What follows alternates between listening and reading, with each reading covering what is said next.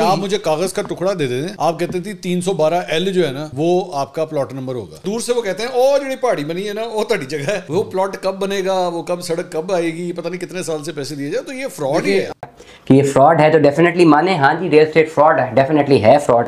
80% यहाँ पे लोगों के साथ फ्रॉड होता है, 20% नहीं होता। हम अगर 100 कनाल जमीन है, हर सोसाइटी 150 कनाल की फाइलें निकालेगी। फ्लेक्स क्या मतलब, जरा फ्लेक्स समझाएं क्या होता है। वेट आ चुको, बड़ी बड़ी गाड़ियां, बड़ा बड़ा पैसा, ये बहुत बड़ी सेल, ये बहुत बड़ी कंपनी जरूर बना सकते हैं, अल्लाह ताला आपको और दे। स्कैम करके बंदा भागता है, वो दुबई निकल जाता है, जैसे दर्जनों लोग गेम है। ये रियल एस्टेट एक आर्टिफिशियल चीज़ है, इसमें लोगों को फंसा देते हैं इस तरह के रियलिटर्स। बेसिकली मैं समझता हूँ शायद काशान को बुलाने का मकसद ये था कि लोगों को पता चले रियलिटीज़, कि ये रियलिटर्स ये फंसा देते हैं लोगों को, लोग फंस जाते हैं इनके प्रॉब्लम्स में। जब फंस जाते हैं तो फिर इनका पैसा तो बन रहा है, ये तो अमीर से अमीर हो रहे हैं, जिनका पैसा फंसा हुआ है वो गरीब हो रहे हैं। और रियल एस्टेट में इन्वेस्टमेंट नहीं करनी चाहिए। पाकिस्तान का नाम प्लॉटिस्तान जो है मंसूर साहब ने रखा, वो एक मशहूर फिगर है, इसमें कोई दो राय नहीं है। पैसा वो भी बनाते हैं, अच्छा खासा बनाते हैं, उनका अपना पैसा भी ज़्यादातर रियल एस्टेट में ही होना। दूसरी फील्ड के लोगों को जाके जस्टिफिकेशन नहीं देते कि आप अच्छे जा रहे हैं कि आप नहीं। ये जितने बड़े बड़े रियल्टर्स हैं ना, एक चीज़ सिर्फ जा रही है इनके खाते में अच्छी, एक ये फेमस हो रहे हैं, दूसरा इनके पास पैसा आ रहा है। वालेकुम तैयब भाई। जी वालेकुम सलाम। तैयब भाई आपने काशान भाई की देखी है वीडियो पॉडकास्ट?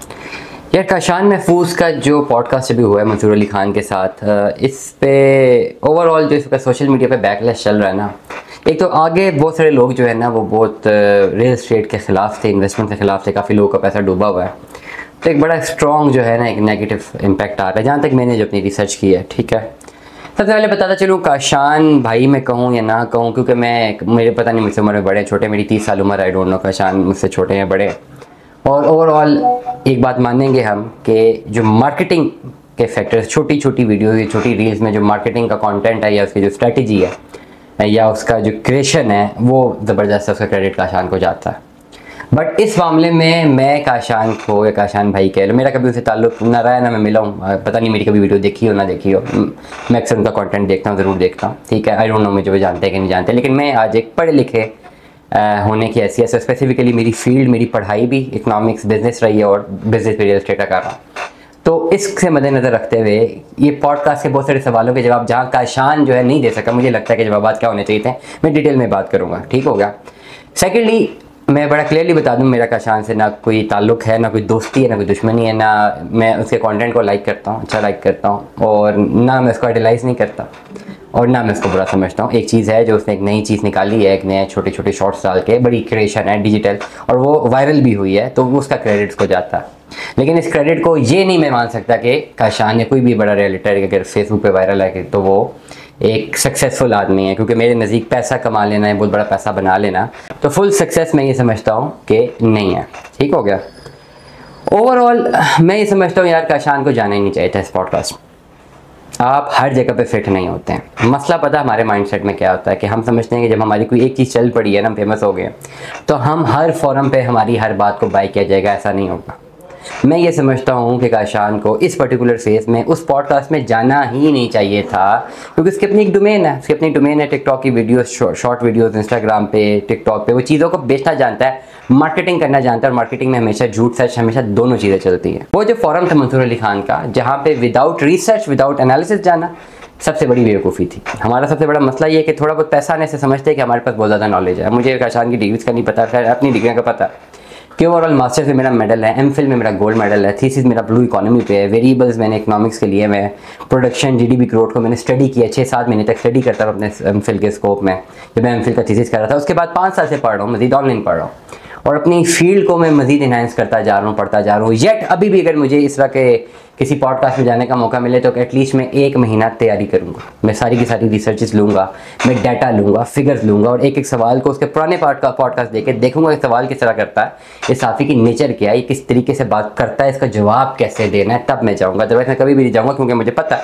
कि जो इस मद्दे मुकाबिल बैठा ना मंसूर अली खान, एक बहुत बड़ा नाम है पाकिस्तान की, इस ओवरऑल जो है इस सोशल मीडिया पे भी बहुत बड़ा नाम है, डेफिनेटली जो सहाफ़त में भी बहुत बड़ा नाम है, इससे हम डिसएग्री तो नहीं कर सकता। ठीक है, और ही नोज़ कि उसने आपसे सवाल पूछते पूछते आपसे अंदर की बात कैसे निकालनी है, बैठे बैठे आपको ओवरऑल आपको इरिटेट भी कैसे करना है, और आपको जो है इरिटेशन से निकालना भी कैसे है, कौन से सवाल में के जवाब में आपको बोलने देना है, कौन से सवाल के जवाब में आपको बोलने नहीं देना। तो बहुत सारी चीज़ें हैं।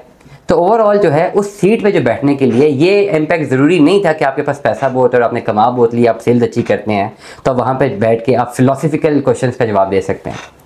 फ़िलासफ़र, हर सोसाइटी का अपना एक फ़िलासफ़र होता है, उसकी फील्ड ऑफ नॉलेज होती है। इसमें ज़रूरी नहीं है कि वो बंदा अमीर भी हो।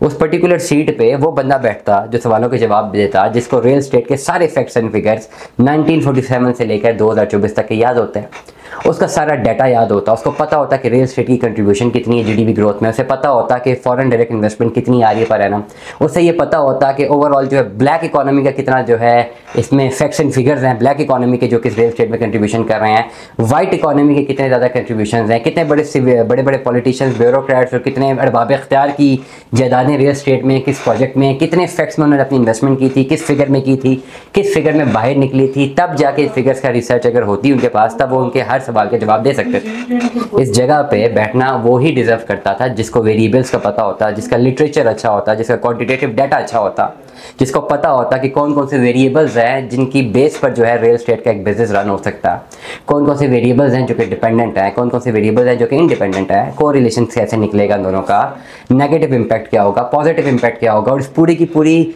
जो सर्कुलेशन ऑफ मनी और पूरे के पूरे जो ओवरऑल ऑरा जिस वक्त हम रियल एस्टेट का देख रहे हैं उसका इम्पैक्ट हमारी पहले इकोनॉमिक ग्रोथ पे क्या था, अभी क्या और आने वाले टाइम पे क्या होगा, क्यों इसमें इन्वेस्टमेंट करनी चाहिए, ये चीज़, ये फिलॉसफी, ये टेक्निकल टर्म्स, ये जो है ये सारी चीज़ें वहाँ पे होनी चाहिए थी किसी बंदे के पास, तब वो उन चीज़ों का आंसर कर सकता था। हमारा मसला ये है कि हम थोड़ा बहुत पैसा बना के हम समझते हैं वी आर सक्सेसफुल। हम सक्सेसफुल नहीं है भाई पैसा कमा के, या कोई व्यूवरशिप लेके, या बहुत सारे व्यूवरशिप हमारे अगर आ जाए तो हम देखें जी हम बहुत बड़े सक्सेसफुल हो गए। इस पर्टिकुलर सिनेरियो में भी हम सक्सेसफुल नहीं है, ऐसा नहीं हो सकता। हमेशा मेरी बात याद रखिए कि ज़िंदगी में आप चाहते हैं कि आप सक्सेसफुल रहें तो उसके लिए आपके पास नॉलेज होनी चाहिए। Knowledge is very much important. अगर आपके पास नॉलेज नहीं है, पैसा हर एक के पास है और हर एक के पास नहीं है, it is just dependent upon your luck. बहुत बड़े बड़े फनकार आपसे बड़े बड़े तीसमार खान बैठे हैं जिनको बहुत कुछ आपसे ज़्यादा आता है बट वो पैसा नहीं बना पाते। वो रियल एस्टेट में ही होते हैं लेकिन पैसा नहीं बना पाते। और आपको बहुत सारी चीज़ें नहीं आती होंगी लेकिन अल्लाह ताला ने आपका हाथ पकड़ा होगा। इट डजेंट मीन, इसका ये मतलब हरगिज़ नहीं है कि भाई आप सक्सेसफुल हैं और आप हर जगह हर फोरम पर बैठ सकते हैं। मैं बड़ा क्लियरली बताऊंगा काशान को मैं बहुत लाइक करता हूँ, आई लव इस वीडियोस, मुझे इसका कैरेक्टर बड़ा पसंद है, उसकी बातें बहुत पसंद है। और मैं समझता हूँ कि इस पर्टिकुलर फोरम में हम सोशल मीडिया पे बात कर रहे हैं कि मेरा कोई कैलिपर भी नहीं बनता शायद मैं उसके बारे में बात करूँ, क्योंकि उसकी व्यूवरशिप ज़्यादा है, मेरी व्यूवरशिप कम है। जब मेरी व्यूवरशिप ज़्यादा होगी इंशाल्लाह मैं बात करूँगा। लेकिन मैं ये समझता हूँ कि Kashan you are very good in marketing and sales. मैं मार्केटिंग सेल्स से कनेक्टेड रहा हूँ 12-15 सालों से, डिफरेंट चीज़ों में पढ़ा भी मैंने, ये गोल्ड मेडल लिया है, प्रेसिडेंट गोल्ड मेडलिस्ट में विनर हूँ। शायद मेरे रियल एस्टेट के मेरे और कोई ऐसा फाउंडर किसी भी अपनी कंपनी का नहीं है जिसने प्रेसिडेंट गोल्ड मेडल विन किया हो। और वो पढ़ लिख के अपनी डिग्रियाँ घर में रख के, मेडल घर में रख के, आज तक मैंने एक सीवी नहीं बनाई और मैं काम करते आ रहा हूँ। अभी से नहीं, मैं 9th क्लास से मार्केटिंग एंड सेल्स कर रहा हूँ। एमफिल किया है मुझे 5 साल हो गए। 20 साल का मेरा भी बेचने का एक्सपीरियंस है, बचपन से लेकर आज तक 20 नहीं 15 साल का होगा, बेच तो रहा हूँ मैं।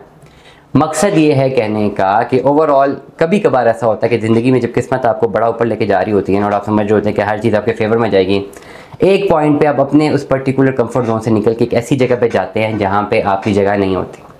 जब आपकी वहाँ पे जगह नहीं होती, वो जो बंदा दूसरा बैठा होता है वो आपको पकड़ लेता है उन फ्लॉज पे जिसका आपको भी नहीं पता होता, बल्कि पता भी होता है लेकिन आप उसको अपनी साइकोलॉजी में मान नहीं रहे होते कि आप में वो फ्लॉज हैं, क्योंकि आपको पास सक्सेस मिल रही होती है।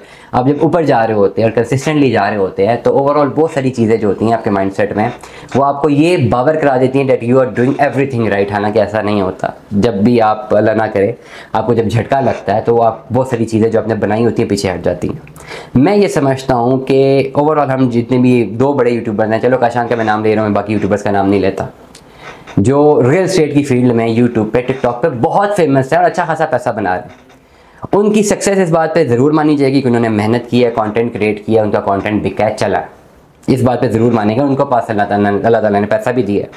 लेकिन मुझे या ओवरऑल पढ़े लिखे लोगों को ये बात कोई बावर नहीं करा सकता कि वो जेन्युइनली एक सक्सेसफुल ज़िंदगी जी रहे, वो सक्सेसफुल है, वो कामयाब हैं। उनको स्टडी करो जी उन्होंने कैसे पैसा बनाया। जिससे एक और बड़े यूट्यूबर है जो कि वीडियो में बता रहा है कि जी मैं पढ़ाई को लायक नहीं करता, मैंने यूनिवर्सिटी में वक्त ज़ाया किया। मैं तो समझता हूँ कि आप पढ़ें, आप करें अपना कारोबार, लेकिन पढ़ना लिखना तो बहुत ज़रूरी है और डिग्रियां लेना भी ज़रूरी है। ओवरऑल आप ऑनलाइन भी पढ़ लेते हैं लेकिन जो डिग्री की वर्थ है, आप MBBS की डिग्री जो है आप 5 साल लगा दें घर में बैठे बैठे सारा MBBS सीख लें ऑनलाइन, लेकिन जब तक डिग्री नहीं होगी तब तक you are not a doctor, you can not practice. तो ओवरऑल पढ़ाई लिखाई बहुत ज़्यादा ज़रूरी है। मुझे नहीं पता काशान की क्या एजुकेशनल बैकग्राउंड है, ग्रेजुएशन तक तो होगा, मस्ट होगा, लेकिन वहाँ पे जो बंदा बैठेगा ना, जो उस फोरम पे था, एटलीस्ट जो अपनी फील्ड में ना PhD होना चाहिए था। और डबल पीएचडी होना चाहिए था जिस बंदे के सामने वो बैठा था। ना सिर्फ डबल पीएचडी होता है, एटलीस्ट उसके 2 से 3 थीसिस होते हैं, 8-10 रिसर्च पेपर्स होते हैं, उसको सारी की सारी नॉलेज के फिंगर टिप्स पे होती। फिर मैं देखता कि एंकर कैसे जो है, कोई भी एंकर बैठा होता तो वो कैसे आपको सवालों में पकड़ता। इट वॉज टू अर्ली, मैं ये समझता हूँ इट वॉज टू अर्ली। और इस तरह पर्टिकुलर ओवरऑल पूरी प्रैक्टिस से एक चीज़ समझ आई है कि आप अपनी किसी भी फील्ड में जब बहुत हिट हो रहे होते हैं तो आप उससे हट के दूसरी फील्ड के लोगों को जाके जस्टिफिकेशन नहीं देते कि आप अच्छे जा रहे हैं कि आप नहीं। ये जितने बड़े बड़े रियल्टर्स हैं ना, एक चीज़ सिर्फ जा रही है इनके खाते में अच्छी, एक ये फेमस हो रहे हैं, दूसरा इनके पास पैसा आ रहा है, इनकी कंपनियां बन रही हैं। और डेफिनेटली बुरी बात नहीं है, पैसा कमाना बहुत अच्छी बात है, होना चाहिए। आपके लोग के घर बेगम आपकी तब इज्जत करती है जब आप पैसे देते हैं महीने के। आप बेगम को पैसे देना 2 महीने बंद करें, तीसरे महीने आपकी इज्जत नहीं करेगी। आप घर पैसे देना बंद करें, आपकी इज्जत नहीं करेगा कोई भी। तो पैसा होना चाहिए, मस्ट होना चाहिए, जिस भी फैक्टर से होना चाहिए, जिस भी फैक्टर से ना हो, पैसा होना चाहिए। लेकिन ओवरऑल जो है, ओवरऑल मैं बहुत क्लियरली बता रहा हूँ कि हर जगह आपके जाने की नहीं होती। एक चीज़ मैं पूरे पॉडकास्ट से उठाना चाहूँगा जो कि बड़ी इंपॉर्टेंट थी, जिसमें बताया गया कि जी जो नैरेटिव था, वो नैरेटिव ये था कि आप आईटी की इंडस्ट्री की तरफ प्रमोशन करें। आप क्यों लोगों को कहते हैं जी रियल एस्टेट की तरफ जाएं, रियल एस्टेट तो सारा फ्रॉड है। अगर पूरे पॉडकास्ट को समझे ना, तो मंसूर अली खान साहब का सिर्फ एक एजेंडा यही था कि वो साबित करें कि जितने भी रियलिटर्स हैं ये फ्रॉड कर रहे हैं भाई। ये रियल एस्टेट एक आर्टिफिशियल चीज़ है, इसमें लोगों को फंसा देते हैं इस तरह के रियलिटर्स। बेसिकली मैं समझता हूँ शायद काशान को बुलाने का मकसद ये था कि लोगों को पता चले रियलिटीज़, कि ये रियलिटर्स ये फंसा देते हैं लोगों को, लोग फंस जाते हैं इनके प्रॉब्लम्स में। जब फंस जाते हैं तो फिर इनका पैसा तो बन रहा है, ये तो अमीर से अमीर हो रहे हैं, जिनका पैसा फंसा हुआ है वो गरीब हो रहे हैं। और रियल एस्टेट में इन्वेस्टमेंट नहीं करनी चाहिए। पाकिस्तान का नाम प्लॉटिस्तान जो है मंसूर साहब ने रखा कि यही, और ये बात रियलिटीज़ में है। और एक उनका मुद्दा ये था कि आप क्यों लोगों को कहते हैं रियल एस्टेट में इन्वेस्टमेंट करें, ये ऐसी चीज़ें नहीं है जो आप बोल रहे हैं, ये गलत बोल रहे हैं, बाकी चीज़ों में आप इन्वेस्टमेंट करें। मैं सिर्फ एक छोटा सा 2 से 3 मिनट में इसका जवाब दूंगा कि मैं ये कहता हूँ कि भाई इस कौम के लिए ना, मैं बड़ी बात से वो करूँ, बड़ी बात से जो है अल्लाह मुझे बड़ी बात से बचाए। इस कौम के लिए, इस कौम को जब आप जाके बोले ना, काबे की छत पे भी जाके खड़े होकर बोले ना, चीखें मारे, मेरे जैसे जो है कंसल्टेंट्स के, मेरे जैसे पढ़े लिखे लोग, ये जो बिज़नेस को थोड़ा बहुत समझते हैं, अपनी ओवरऑल जो इस एनालिसिस को समझते हैं, थोड़ा बहुत इकोनॉमी को समझते हैं, प्रोडक्शन को समझते हैं, काबे की छत पे भी जाके चीखें मारो ना कि भजन इस मुल्क में आप रियल एस्टेट में ना इन्वेस्टमेंट करो, या आप आईटी में इन्वेस्टमेंट करो, आप फैक्ट्री लगाओ, आप अपने सुपर स्टोर्स खोलो, काबे की छत पे भी जाके खड़े होकर लोगों को बोलो ना आप ये काम करो, तब भी उन्होंने आपकी बात नहीं मानी। उन्होंने ये कहना हम तो प्लॉट ही लेंगे, प्लॉट 10 साल बाद बढ़ जाता है। क्यों? क्योंकि हमारे लोगों का माइंडसेट ये है, हमारे लोगों का घर बैठ के पैसे खाने, नंबर 1। नंबर 2, अगर कोई यहाँ पे इनिशिएट लेता है, फैक्ट्री बनाने की सोचता भी है, तो ना तो वो खुद कर पाता है क्योंकि टेक्नोलॉजी से डेफिनेटली बहुत बड़ा गैप है। नंबर 2, यहाँ पे मौजूद सिस्टम भी उसको अलाउ नहीं करता कि वो एग्जीक्यूट कर सके। रियल एस्टेट में आप एक 2x2 के ऑफिस में बैठ के करोड़ों की डील कर सकते हैं और लाखों रुपया बना सकते हैं, सिस्टम अलाउज यू। लेकिन यही अगर आप एक फैक्ट्री खोले जाके इंडस्ट्रियल एरिया में और करोड़ की फैक्ट्री लगाएं और लाखों रुपया कमाने की कोशिश करें, आपकी मत ना मारी जाए ना, तो बात करना। मैं कोई भी बात पर्सनल नहीं करूँगा, लेकिन जो मंसूर अली खान साहब, मैं बड़ा अच्छा इनका फेवर भी हूँ और मैंने पब्लिक न्यूज़ पे थोड़ा बहुत काम भी किया है, तो डेफिनेटली वो काफ़ी सीनियर भी है मुझसे। डेफिनेटली मैं उनके लेवल पे बात नहीं कर सकता, मैं बात नहीं करूँगा, लेकिन मैं ये एक बात ज़रूर सवाल इनिशिएट करूँगा। वो एक मशहूर फिगर है, इसमें कोई दो राय नहीं है, पैसा वो भी बनाते हैं, अच्छा खासा बनाते हैं, उनका अपना पैसा भी ज़्यादातर रियल एस्टेट में ही होना। मेरा नहीं ख्याल कि उनका अपना कोई ब्रांड होगा, उन्होंने कोई ब्रांड प्रमोशन की होगा, अगर की होती तो डेफिनेटली उनका नाम कहीं ना कहीं पे तो यूज़र होता है उनके ब्रांड के अगेंस्ट। उनको भी कहीं ना कहीं पे ये पता है कि अल्टीमेटली इस मुल्क में अगर पैसा कमाना है या तो मीडिया से पैसा कमाए, और जब आप पैसा बना रहे हैं तो क्या करें फिर? फैक्ट्री तो यहाँ पे लगाने से रहे, फैक्ट्री लगाएंगे भी तो क्या हाल होगा, या मुझसे बाहर पैसा ले जाएं, या आईटी की तरफ आजकल रुझान है वो चले जाएं। लेकिन वो सिर्फ फैक्टर 10 से 20% है। 80% बड़े बड़े जो एंकर हैं, ये मीडिया से ताल्लुक़ रखने वाले लोग हैं, वो भी अगर उनके पास भी करोड़ों रुपया है तो वो भी अपना पैसा रियल एस्टेट में इन्वेस्ट करते हैं, पाकिस्तान के प्लॉटों में इन्वेस्ट करते हैं। पाकिस्तान में नहीं करेंगे तो दुबई में कर लेंगे, कहीं ना कहीं रियल एस्टेट में ही तो इन्वेस्टमेंट करेंगे। तो उस पूरे के पूरे पॉडकास्ट में जो एंकर हैं वो जो बता रहे हैं कि आप पाकिस्तान की, या उनकी जो सवालात है वो अगर ये बता रहे हैं या वो उसकी तरफ एक डायरेक्शंस दे रहे हैं कि जी यहाँ पे आप पाकिस्तान में रियल एस्टेट में इन्वेस्टमेंट नहीं करनी चाहिए, तो बड़े बड़े एंकरों की भी इन्वेस्टमेंट रियल एस्टेट में ही है। और अगर मंसूर साहब महीने का अल्लाह ताला उनको करोड़ों रुपया दे, अगर वो लाखों रुपया बनाते हैं, उनके पास करोड़ों रुपये की सेविंग्स हैं, तो उनकी भी पहली तरजीह यही होनी है, चाहते या ना चाहते हुए, कि कोई ना कोई प्लॉट घर ले लें, उनके पास अपनी प्रॉपर्टीज़ होनी है। और वो प्रॉपर्टीज़ डेफिनेटली जब वो बेचते हैं या एसेट बनाते हैं तो उस रेट पर तो रहेगा नहीं ना जितने में उन्होंने लिया था, वो बड़े प्राइस पे या डबल प्राइस पे ही जाएगा या अच्छा खासा प्रॉफिट दे के जाएगा। मल्टीपल वेंचर्स अगर मंसूर साहब के भी कोई होंगे या कोई ब्रांड होगा, कोई परफ्यूम का, कोई ओवरऑल क्लोथिंग का, तो हमें कहीं ना कहीं पे उस ब्रांड की प्रमोशन करते हुए तो नज़र आ सकते हैं। पब्लिक फिगर जो होते हैं वो अपनी ब्रांड प्रमोशन तो खुद ही करते हैं ना। इस तरह वसीम मदामी का ब्रांड है, MTJ का ब्रांड है, जुनैद जमशेद का ब्रांड है। हमें ये तमाम तर लोग ज़्यादातर जो जुनैद जमशेद और वसीम मदामी हमें नज़र तो आए, बड़े बड़े और भी लोग हमें नज़र आते हैं। तो ओवरऑल कहने का मकसद ये है कि जो सवालात पूछे गए उस पॉडकास्ट में, उनके जवाबात बहुत अच्छे दिए जा सकते थे, लेकिन वहाँ पे एक ऐसे बंदे का बैठना बहुत ज़रूरी था जिसके पास नॉलेज की जो और दौलत है वो ज़्यादा होती है as compare to this capitalist दौलत। बड़ी बड़ी गाड़ियाँ, बड़ा बड़ा पैसा, ये बहुत बड़ी सेल, ये बहुत बड़ी कंपनी ज़रूर बना सकते हैं, अल्लाह ताला आपको और दे, लेकिन उस पर्टिकुलर जगह पे बैठने के लिए, उन सवालों के जवाब देने के लिए रिसर्च और एनालिटिक्स बहुत ज़रूरी थे। आपको एक एक फिगर पता होता और आप अपना प्रॉपर डिफेंड करते। और secondly, last but not the least, जब कहा गया कि ये फ्रॉड है तो डेफिनेटली माने, हाँ जी रियल एस्टेट फ्रॉड है, डेफिनेटली है फ्रॉड। 80% यहाँ पे लोगों के साथ फ्रॉड होता है, 20% नहीं होता। हम इसलिए कहते हैं कि हमसे रब्ता करो, हम फ्रॉड नहीं करेंगे, बाकी लोग करें ना करें। हम तो कभी अपनी वीडियोस में नहीं कहते कि आप बाकियों से इन्वेस्टमेंट करें, हम तो कहते हैं हमसे इन्वेस्टमेंट करें। हम आपको प्रोडक्ट बताएंगे, हम आपको बताते हैं ना फलानी सोसाइटी में इन्वेस्ट करें, लेकिन साथ ये भी तो कहते हैं हमें फ़ोन करेंगे तब हम बताएंगे किस प्रोडक्ट में जाना है। हम ये तो नहीं कहते आप फलानी सोसाइटी में इन्वेस्टमेंट करें, किसी और से कर लें, कोई और किसी और से इन्वेस्टमेंट करके बंदा हमारे पास है, हम उसको कहते हैं उससे इन्वेस्टमेंट की थी अब भुगतो। तो ओवरऑल हमेशा last but not the least again crux यही है कि हम हर जगह हर बंदे के लिए नहीं होती। और अगर आपका एक करियर चल रहा होता है, आप उसी फेम जोन में रहते हुए जब आप फ्लरिश कर रहे होते हैं, तो कुछ इवेंट्स ऐसे होते हैं जिसमें आप वहाँ से निकलें तो वो आपको जो है डाउनफॉल का सबब बन सकते हैं। अल्लाह करे कशान के लिए कोई डाउनफॉल का सबब ना बने, ना बनेगा इंशाल्लाह। अपना काम करता रहेगा, चलता रहेगा, इसी तरह का कंटेंट चलता रहेगा। बहुत ज़्यादा लोग जो है एंटरटेनमेंट, मैं खुद उसका कंटेंट देखता हूँ, मैं खुद आई लव दिस कंटेंट, मुझे उसका कंटेंट बहुत पसंद है। एक बात मैं मानता हूँ कि मार्केटिंग में वो ज़बरदस्त है, उसका पैकेज बहुत ज़बरदस्त है। मुझे अक्सर लोग मेरी वीडियोज़ पे, मेरे दोस्त कहते हैं तो ये भाई बड़ा ज़बरदस्त पैकेज है, मार्केटिंग में आप जितना कोई नहीं है। तो मैं दिल में सोचता नहीं यार काशान की मार्केटिंग बहुत बेहतरीन है। तो जब आप मार्केटिंग करते हैं ना, तब आप ये पब्लिक जो इंटरेस्ट है उसको छोड़ देते हैं। मार्केटिंग का सिर्फ मतलब है चीज़ बेचना।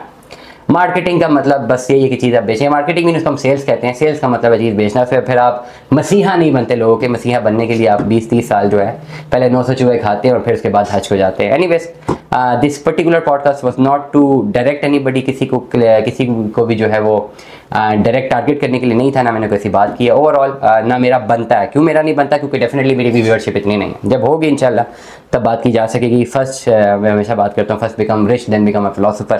पहले उस लेवल तक आओ, फिर उस लेवल के लोगों की बात करो। उस लेवल का मतलब ये है कि पहले उतनी व्यूअरशिप ले आओ जितने लोगों को जानते हैं, मैं बात कर ले। कभी राउंड टेबल डिस्कशन हो जहाँ पे पढ़े लिखे लोगों की ज़रूरत हो तो बाकी लोग आ जाए, तो वहाँ पे हम अपनी अहमियत रखते हैं। लेकिन ये बात हम मानेंगे कि सोशल मीडिया पे ओवरऑल काशान की बहुत बड़ी जो है व्यूअरशिप है, इसको दो राय नहीं है, इसको हम मानेंगे, एग्री करेंगे। और लोग उसकी बात को बाय करते हैं, सही है गलत है दैट्स अनदर पॉइंट। जो लोग ज़्यादा बाय करते हैं, ठीक है, वो उसको सक्सेस मिल रही है, उससे चीज़ें बिक रही हैं, लोग खरीद रहे हैं, तो इट मीन्स मेजॉरिटी उसको बाय कर रही है उसकी बातों को, तो ये बात सच है। Anyways, last but not the least, hope so आने वाले पॉडकास्ट में हमारा कोई भी real estate investment consultant YouTuber अगर किसी ऐसे पॉडकास्ट पे जाएगा तो मैं समझता हूँ कि वो अपनी तैयारी करके ज़रूर जाएगा। तैयारी करके ना जाने का मतलब ये है कि अगर आप वहाँ पे रुक जाते हैं, सवालों के जवाब नहीं देते, तो आप अपनी पूरी की पूरी कम्युनिटी जिसको आप प्रेजेंट कर रहे होते हैं उसको काफ़ी ज़्यादा, उसके स्टेक को भी आप नीचे गिरा देते हैं। एनीवेज, दुआ में याद रखिएगा, अपना बहुत ख्याल रखिएगा। Stay tuned with us. अल्लाह हाफ़िज़।